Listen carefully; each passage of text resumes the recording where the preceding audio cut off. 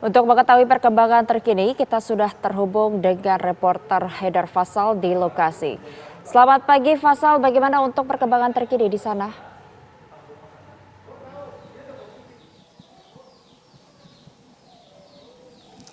Ya, selamat pagi Yohana dan juga pemirsa. Memang ini masyarakat digemparkan oleh ditemukannya 3 jenazah dalam satu kontrakan yang berada di perumahan Jalan Nusantara Raya RT 11 RW 22 di Bekasi Kota, di mana memang 2 diantaranya ini ditemukan dalam keadaan dicor, sedangkan satu lainnya ini ditemukan dalam keadaan bersimbah darah dan juga terdapat luka sayatan di tangannya.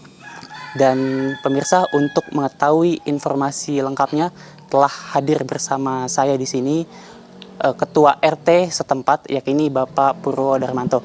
Bapak, selamat pagi. Selamat pagi. Pak, menurut informasi yang kami terima, Bapak juga ikut turun langsung saat pertama kali melakukan pendobrakan di rumah ini. Mungkin bisa digambarkan, diceritakan kepada pemirsa, Pak, bagaimana proses pendobrakan saat itu?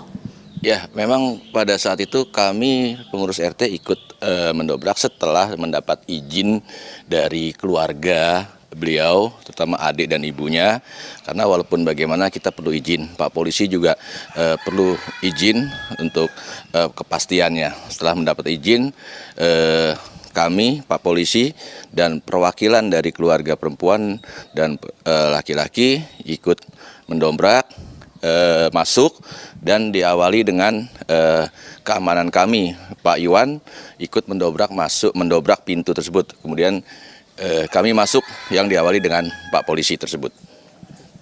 Lalu setelah melakukan pendobrakan dan masuk, apakah kemudian langsung dilakukan pembongkaran atau bagaimana, Pak? Ya, setelah masuk, kita bisa masuk, Pak Polisi langsung masuk tengah mencari kamar, salah satu kamar di ruang utama. Terus dibuka, kita melihat ada darah banyak bersimbahan di tengah, kemudian ada almarhum Pak Permana, di situ sudah bersimbah darah juga, tertidur di kasur lantai. Kemudian keluarga yang wanita mencari-cari di mana sosok 2 wanita yang masuk ke rumah ini.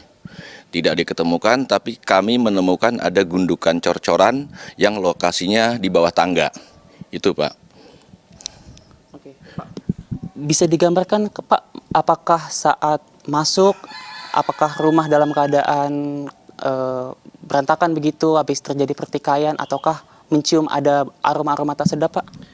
Pada saat masuk sih kondisi suasana normal ya.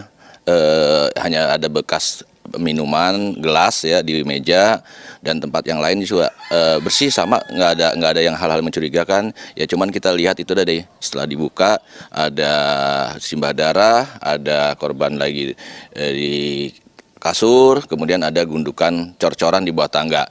Nah, itu dengan kondisi itu polisi langsung clearkan ruangan, disuruh keluar semuanya, manggil teman-teman yang di Kapolsek dan Kapolres untuk mengolah TKP.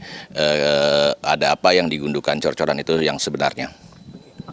Untuk bentuk bangunan ini sendiri, apakah ada pintu keluar lain, Pak? Sehingga mungkin ada kemungkinan ada orang lain yang bisa keluar masuk dari pintu selain ini, Pak?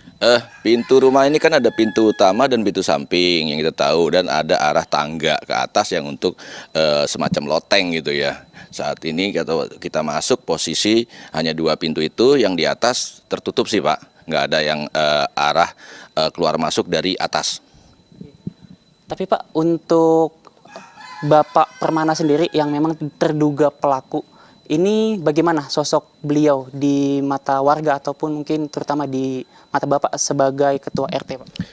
Beliau itu tinggal keluarganya di sini awal 2019, sama seperti warga lain, ikut berbaur, bermasyarakat, ikut arisan RT juga, ikut kerja bakti juga. Jadi kalau kumpul-kumpul di pos, di perjalanan, bersapa ramah tamah juga sih. Jadi cukup aktif ya, Pak? Cukup aktif, dan kami juga tidak menduga ada kejadian seperti ini di tempat beliau itu. Sebelum kejadian ini terjadi, apakah ada gelagat-gelagat aneh, Pak, dari Permana? Sampai saat ini belum kami ketahui ya, karena kami juga nanya keamanan kami, Pak Iwan juga kondisi normal saja, berangkat pagi pulang malam, berangkat pagi pulang malam, karena dia tinggal sendiri di sini. Saat kejadian kan korban ini mendatangi rumah terduga pelaku ya Pak ya. Kemudian masuk. Apakah mungkin Bapak mengetahui hubungan antara terduga pelaku dengan korban ini sebagai apa Pak? Iya, saat itu juga kami tidak kenal wanita dua itu, cuman informasi dari suami salah satu korban mengatakan mereka adalah teman semasa sekolah. SMP kalau nggak salah, teman masa sekolah. Jadi mereka memang sudah kenal lama. Cuman kami di sini baru tahu kedatangannya pas pada hari itu juga melalui CCTV. Gitu. Sebelum kejadian ini, apakah korban sering juga datang sebelumnya Pak ke rumah Bapak Permana ini? Belum pernah. Jadi baru pertama kali ini ya? Baru pertama lihat, kami juga tanya keamanan kami juga itu orang baru lihat itu juga. Beberapa sumber mengatakan Pak ada yang mendengar cekcok begitu antara terduga pelaku dengan korban. Apakah hal tersebut bisa dikonfirmasi Pak? Sejauh ini kami belum tahu. Jadi nggak tahu ada masalah atau ada apa, belum tahu. Saya tanya tetangga, nggak ada keributan, nggak ada suasana rame di sini. Hingga kini apakah kepolisian masih sering keluar masuk TKP ini Pak? Untuk sementara kan arahan dari Kapolsek bahwa ini dijaga, masih polis lain dari kemarin, hari ini sampai saat ini masih polisi dari kemarin sore, malam, pagi bergiliran bolak-balik untuk monitor lokasi rumah ini. Ya. Terima kasih Bapak atas keterangan yang sangat lengkap dan juga jelas. Ya pemirsa, itulah tadi perbincangan saya bersama dengan salah satu ketua RT, Bapak Purwo Darmanto yang juga memang terlibat langsung dalam pendobrakan pertama kali di rumah terduga pelaku.